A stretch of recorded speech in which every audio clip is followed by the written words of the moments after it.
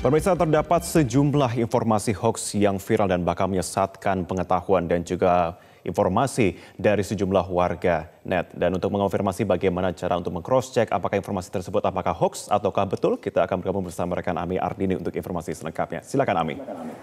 Ya, terima kasih Marvin dan juga pemirsa, memang benar sekali. Ini kalau kita lihat menurut informasi dari Kementerian Komunikasi dan Informatika, setiap harinya di Indonesia rata-rata ada 4 sampai dengan 6 konten hoax yang muncul di media sosial seperti Facebook ataupun juga Twitter.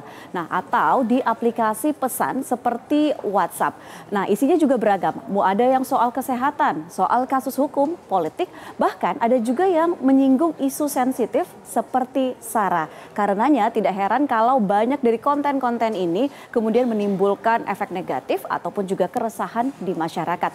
Nah, sayangnya karena literasi digital masyarakat Indonesia masih tergolong rendah sehingga banyak yang termakan dengan hoax ini tanpa mengecek atau memverifikasi kebenarannya terlebih dulu. Nah, di fact check kali ini saya akan ajak Anda untuk melihat dan juga mengecek kebenaran video ataupun juga info yang viral di media sosial minggu ini. Sudah ada Mas Wanda Indana, fact checker dari medcom.id. Sini Mas Wanda, kita akan lihat seperti apa hoax-hoax yang banyak beredar minggu ini dan kita juga akan membantu mengklarifikasi apakah ini benar hoax ataukah fakta. Kita lihat dulu, ini dia hoax yang beredar minggu ini. Ada 3 yang kami pilihkan untuk Anda.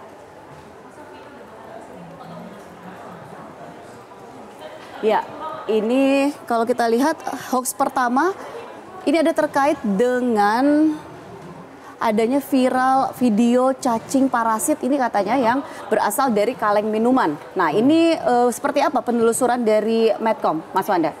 Ya, dari tim cek fakta medcom.id telah dalam sepekan terakhir telah menemukan beberapa informasi hoax dan informasi pertama kita bisa lihat dari akun Facebook begitu bernama Rahmat Marta Wijaya yang membagikan sebuah narasi yang memberitahukan kita untuk tidak meminum minuman soda dari kemasan kaleng karena ada makhluk kecil yang suka menempel di kaleng tersebut, di kemasan kaleng minuman seperti itu. Namun akun ini juga menampilkan sebuah video yang memperlihatkan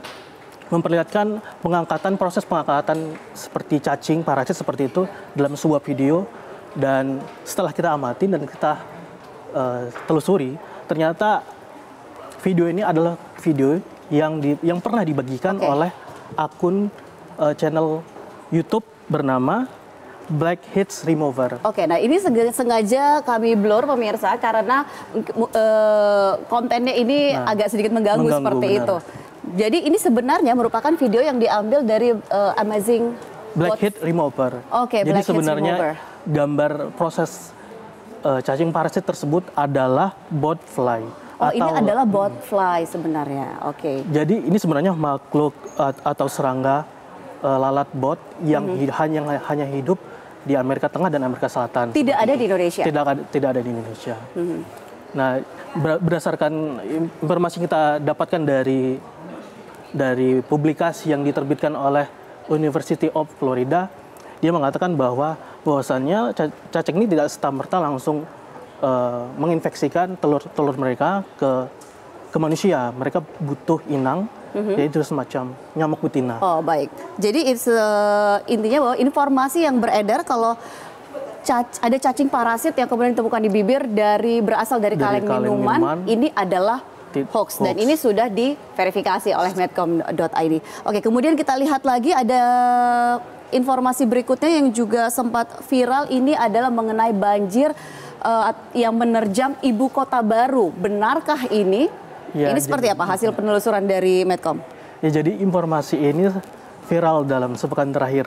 Dan akun yang pertama kali mengunggah ini adalah akun Twitter Helmi Felis.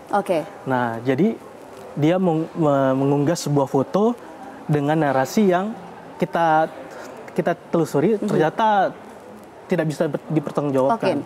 Ini ada foto di sini. Kalau Anda lihat pemirsa, ini ada foto seperti kota yang digenangi oleh air seperti itu atau banjir. Nah, berikutnya kita lihat sebenarnya seperti apa penelusuran dari Medcom.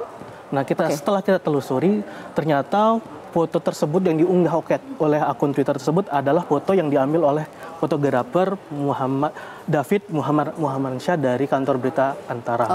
Jadi sebenarnya foto ini ada benar, namun ini menjelaskan foto wilayah banjir di Provinsi Bengkulu, tapi bukan di Kalimantan Timur. Nah, ini harus digarisbawahi pemirsa bahwa fotonya memang benar. Ini adalah foto yang diambil oleh seorang fotografer, yaitu David Muhammad Syah. Tapi lokasinya itu berbeda. Bukan berada di lokasi ibu kota baru atau di Kalimantan Utara. Ya bukan. Jadi tepatnya ini foto banjir yang ada di Bengkulu. Baik. Nah, ini juga ada soal merendam. Nah, pertanyaan selanjutnya, jadi sebenarnya banjir ini benar atau tidak gitu kan? Nah, jadi peristiwa di dalam foto tersebut adalah benar. Memang terjadi banjir, namun di dekat wilayah ibu kota baru. Tapi kalau kita telusuri, ternyata lokasi kawasan yang terkena banjir dengan seperti yang foto yang diunggah dengan kawasan ibu kota baru memiliki jarak 12 km, kurang lebih 12 km. Jadi ada jarak 12 km antara lokasi terkena banjir dengan kawasan yang direncanakan akan menjadi ibu kota baru. Berarti kalau misalnya masyarakat tidak tersampaikan atau tidak mengerti atau tidak mengecek, otomatis mereka akan berpikir ini adalah kawasan yang banjir. Padahal sebenarnya pemirsa, yang banjir itu adalah di sebelah sini. Nah, ini sebenarnya apa sih ketika ada satu foto yang kemudian digunakan di artikel lain? Nah, ini kan juga menimbulkan mispersepsi seperti itu. Jadi sebenarnya ini adalah jenis hoax.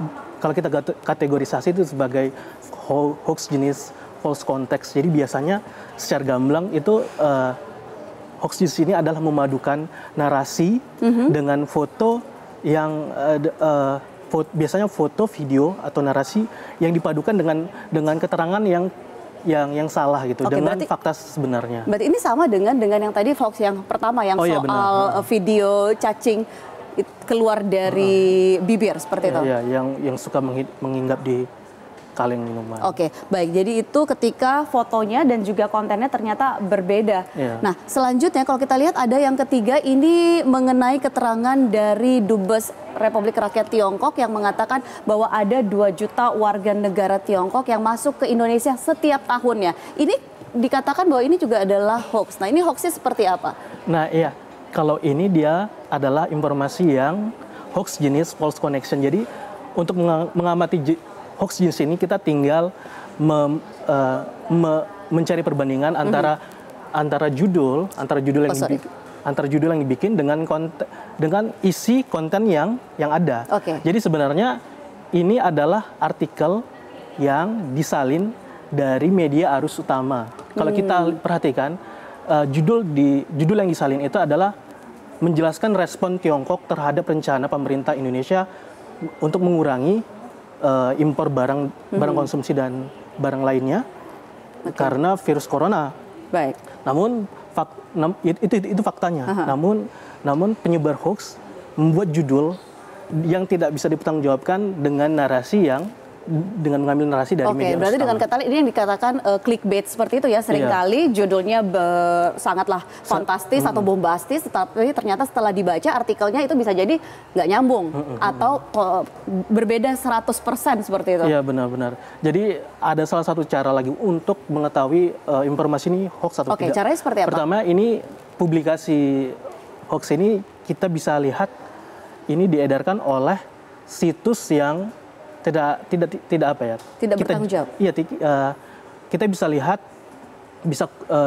lihat di about us-nya tentang mereka, dan biasanya situs yang bisa mempublikasikan artikel produk jurnalistik mempunyai susunan redaksi.